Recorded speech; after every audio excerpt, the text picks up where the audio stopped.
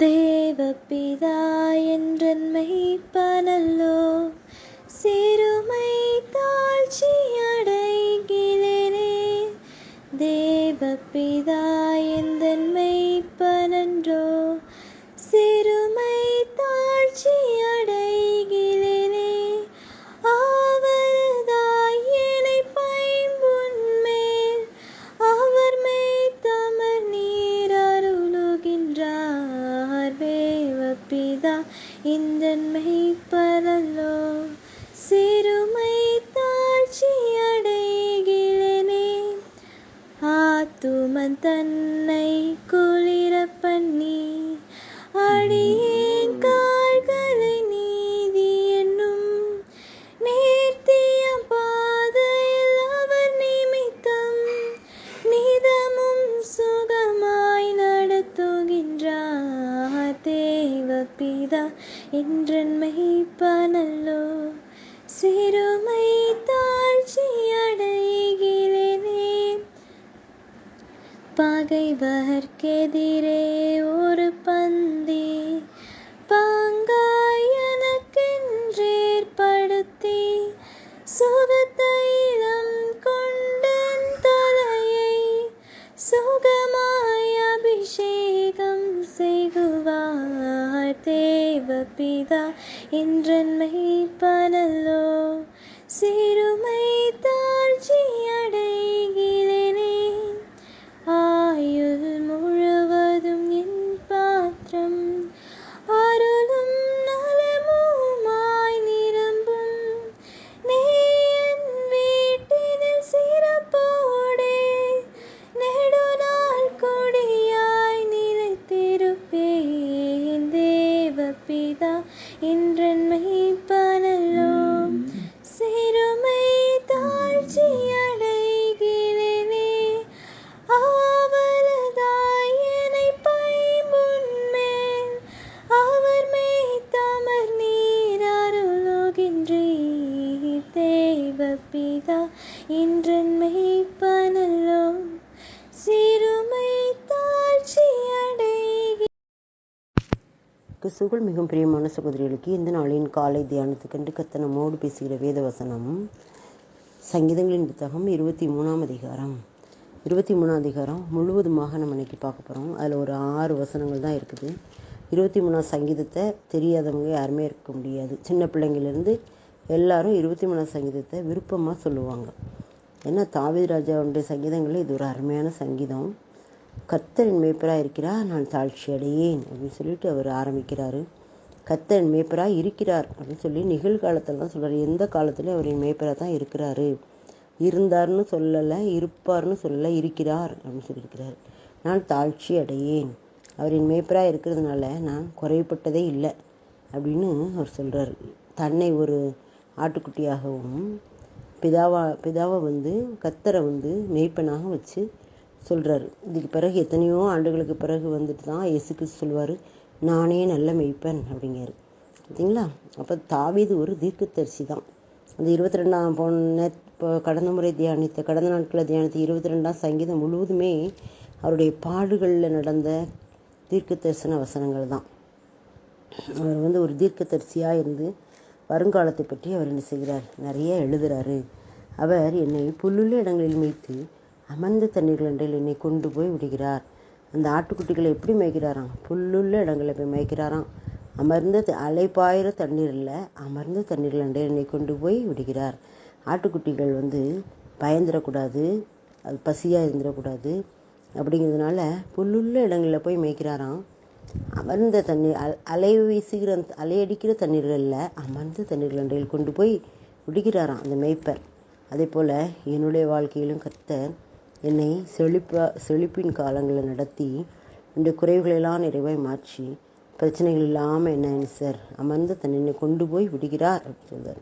Israel ஜனங்களை கூட செங்கடலை கடந்து வரும்போது எதிரிகள் இவங்களுக்கு பயம் வந்துடக்கூடாதுன்னு சுற்றி அழைச்சிட்டு வருவார். அதனால தான் அவங்க 40 வருஷமாக சுற்றி என்ன செய்வாங்க வருவாங்க. ஆனால் அவங்க என்ன செய்கிறாங்கன்னா பிரச்சனை பண்ணுவாங்க, முறுமுறுப்பாங்க. ஆனால் கர்த்தர் அவங்க நன்மைக்காக செய்வார், ஆனால் அவங்க முறுமுறுப்பாங்க. இதேமாதிரி நம்முடைய வாழ்க்கையில் ஆண்டவர் செய்கிற ஒவ்வொரு காரியமும் நன்மை தான். ஆனால் நம்ம என்ன செய்கிறோன்னா சில நேரங்களில் தப்பாக புரிஞ்சுக்கிட்டு முறுமுறுக்கிறோம். அதான் அவர் வந்து சொல்கிறாரு, கர்த்தரை மேய்ப்பராக நான் கொண்டிருக்கிறேனா என்று சொல்லி நாமே ஆராய்ந்து பார்ப்போம். அவர் என் ஆத்மாவை தேற்றி தம்முடைய நாமத்தை நிமித்தம் நீதியின் பாதைகளை நடத்துகிறார். நம்முடைய ஆத்மாவை தேற்றுதானம். ஆத்மானா நம்முடைய இருதயம் சமாதானமாக இருக்கா, நீதியின் பாதையில் நடக்குதா அப்படின்னு நம்ம பார்க்கணும். அதை செய்கிறது யார்? கர்த்தர் தான். இப்போ 4ஆம் வசனத்தில் பார்த்தீங்கன்னா, நான் மரணயிருளின் பள்ளத்தாக்கில் நடந்தாலும் பொல்லாப்புக்கு பயப்படேன், தேவரீர் என்னோடு கூட இருக்கிறீர், உமது கோலும் உமது தடியும் என்னை தேற்றும். நான் மரண இருளின் பள்ளத்தாக்கு, எத்தனையோ சூழ்நிலைகள் நமக்கு மரண இருளின் பள்ளத்தாக்கு போன்ற பொல்லாத நேரங்கள், பொல்லாத காலங்கள், பொல்லாத கிரியைகள் எல்லாம் நமக்கு சூழ்ந்தது. ஆனால் அது கூட நான் பயப்படலை அப்படின்னு தாவீது சொல்லுதாரா. நம்முடைய வாழ்க்கையில் அதே மாதிரி நடந்திருக்கு. ஆனால் ஆண்டவர் நம்மை பயப்படாமல் நடத்தி சென்றிருக்கிறார். தேவரீர் என்னோடு கூட இருக்கிறீர். அந்த நேரங்களெல்லாம் யார் கூட இருந்தாலும் ஆண்டவர் தான் கூட இருந்தாராம். மரணர்களின் பள்ளத்தாய் கஷ்ட நேரங்களில் நம்மோடு இருந்தது தேவன் தான். உமது கோலும் உமது தடியும் என்னை தேற்றும். அவருடைய கோல், அவருடைய தடி என்னை தேற்றும். கோல் வச்சிருப்பார் மேய்ப்பன், தடி வச்சிருப்பார். கோல் என்னத்துக்குன்னா வழி நடத்துவதற்கு, தடி என்னத்துக்குன்னா எதிரிகளை அடிக்கிறதுக்கு. இதாவது கரடி, நாய் இந்த மாதிரி வந்துன்னா தடியை எடுத்து வீசுவார். கோல் எதுக்குன்னா அந்த ஆட்டுக்குட்டியை மென்மையான வழியில் நடத்துறதுக்கு. இது கோலும் தடியும் அப்படின்னு நமக்கு என்ன சொல்கிறேன்னா, கோல் அப்படின்னாலே நம்முடைய வேத வசனங்கள் தான். தடி அப்படின்னா நமக்கு வந்து கற்பித்து கொடுக்கறது, அதாவது கற்றுக் கொடுக்குற வேத வசனங்கள், கண்டித்து உணர்த்துகிற வேத வசனங்கள் தடி. கோல் அப்படின்னு சொன்னால் நமக்கு அறிவுரை சொல்லுகிறது கோல், புத்தி சொல்லுகிறத அந்த வசனங்கள் கோல். தடி அப்படின்னா நமக்கு எச்சரிக்கை கொடுக்கக்கூடிய வசனங்கள் தடி. அதான் அது கோலும் தடியும் என்னை தேற்றும். என் சத்துருக்களுக்கு முன்பாக நீர் எனக்கு ஒரு பந்தி ஆயத்தப்படுத்தி என் தலையை எண்ணெயால் அபிஷேகம் பண்ணிட்டு என் பாத்திரம் நிரம்பி வழிகிறது. என்னோடய சத்துருக்களுக்கு, என்னுடைய எதிரிகளுக்கு முன்னால் எனக்கு ஒரு விருந்து வைக்கிங்க. என் தலையெல்லாம் எண்ணெயால் அபிஷேகம் பண்ணுறீங்க. என்னுடைய பாத்திரம் நிரம்பி வழிகிறது. மற்றவங்களுக்கு முன்னால் உயர்த்திருக்கீங்க. அதான் அர்த்தம். நிரம்பி வழிகிற அனுபவத்தை ஆண்டவர் நமக்கு தந்திருக்கிறார். நம்முடைய பாத்திரம் நிரம்பி வழியுது என்று சொல்லி மக்களுடைய கண்களுக்கு காட்டுவார் ஆண்டவர்.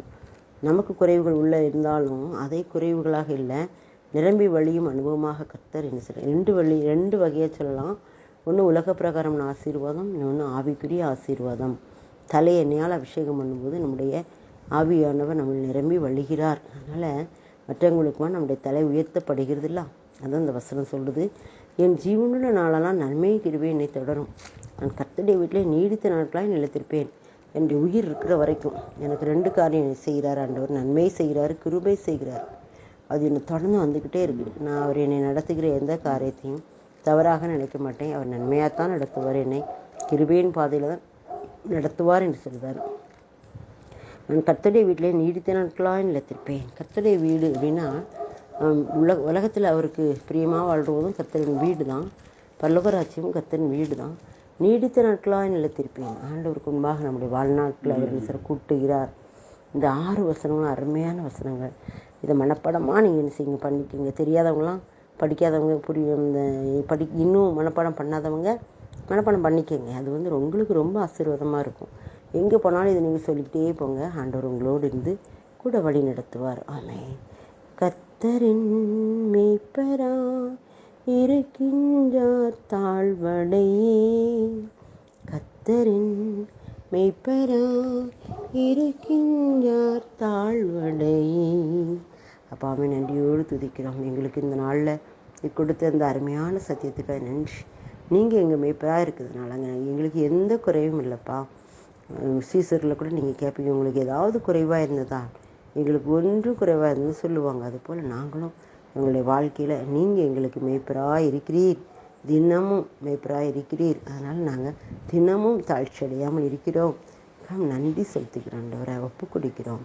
உண்மை மேய்ப்பராக ஏற்றுக்கொள்ளும் நல்ல இதயத்தை எங்களுக்கு தாங்க. உம்முடைய பாதையில் நடக்க உம்முடைய கோல், உம்முடைய தடியும் எங்களை தேற்றுகிறது. அதை நாங்கள் புரிந்து செயல்பட எங்களுக்கு உதவி செய்யுங்க. எங்களுடைய சத்துருக்கு எதிராக நீங்கள் எங்களுக்கு ஒரு பந்தி ஆயத்தப்படுத்தியிருக்கீங்களா, அதுக்காக நன்றி செலுத்துகிறேன்.